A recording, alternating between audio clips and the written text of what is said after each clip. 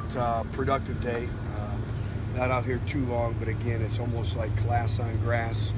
A lot of end of the game situations, 1 minute type drills, some last second field goals, a lot of special teams emphasis. I like the way our players came out. I thought they had good energy for a first morning practice. So I thought that was really good in moving forward. But, as we go throughout the course of the training camp now, this is where your team is really start to born from toughness, from leadership, when it starts to become a grind a little bit. The thing that we have to do a much better job on is just overall execution in all three phases. I've liked our tempo, I've liked our effort, but the small details of what it takes to play winning football are not there yet. They're not game ready. But again, that's why you practice. Did you go short so that you would be fresher this afternoon? Yeah, whenever we have two practices, we never go back-to-back pads. Today was just a helmets practice, and again, it's basically taking the meetings to the classroom, and then we'll have a practice to this evening. For the vets, I would imagine it's a long day, but for the younger guys, a chance I would guess for them to start catching up with some of the guys that have been around a while. Well, it is, and it gives them a great opportunity. They actually prefer these days because now, they're off till early evening.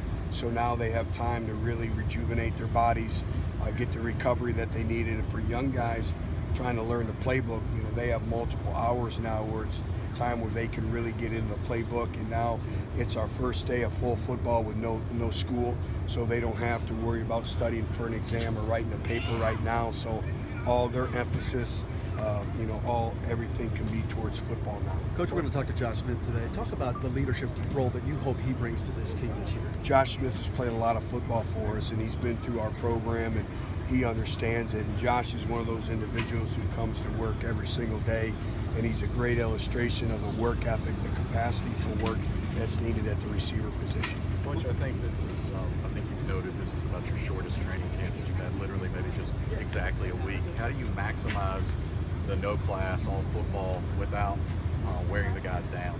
John, that's a great question, and that's something we have to be very careful of. Is, we've been talking a lot to our players about mental fatigue and the stages to recovery, and the mental aspect is part of it, getting off your feet and having ample time to recover. So it is a balancing act, but we have everything laid out, planned out. But also, I think each team is different. You can lay a plan out, but it's also the ability to adjust your practices, adjust your day for what your team needs. But that's something that will be very, very conscientious. But I think the big thing is our players understanding a heightened sense that they have to have the sense of purpose. The sense of urgency has to be even that much more with only having 7 days and today being the first day. Is this where you expect a veteran team to not only show it on the field, but to lead the younger guys as well? Absolutely. And that's what I've talked to them about is our maturity and how we approach.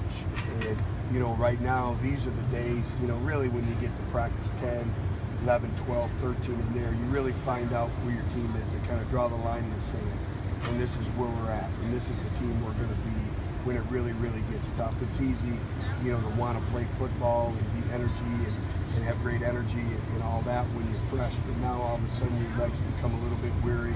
You're a little bit tired. You're responsible for taking care of your body. And that's really when you find out about your leadership and the maturity and the toughness of your football team. But you talked about it last Monday, John Kelly. You seen that continued look in his eye early in fall camp? I have. What I've seen from John Kelly is a look of confidence. He's worked exceptionally hard this summer. He's kind of changed really the structure of his body, but just the overall knowledge, and not only on offense, but special teams. And I just see that look. I see that confidence. Coach Corey Vereen, Coach Shupert obviously talked him up pretty well this preseason. What is he seeing in a guy that's starting to sit there with 6.5 sacks to, kind of have that feeling about it? High level of consistency. We talk about consistency and performance, whether it's game day or whether it's on the practice field, and that's Corey Vereen. And he plays one way, full speed all the time.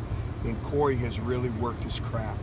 We've really spent an inordinate amount of time on working on our hands. That's one of the things that we had to take the next step as a football program at every single position was our hand strength, our hand quickness, our hand-to-hand combat, all that's associated with that at every position group.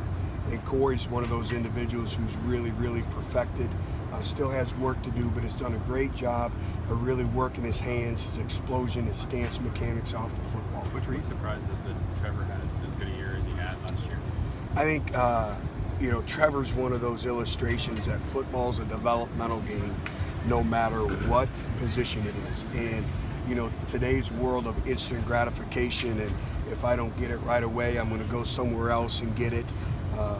Trevor's developed in our football program from a walk-on to earning a scholarship to, I think, being one of the best kickers in our conference, punters, if not one of the best punters in the country.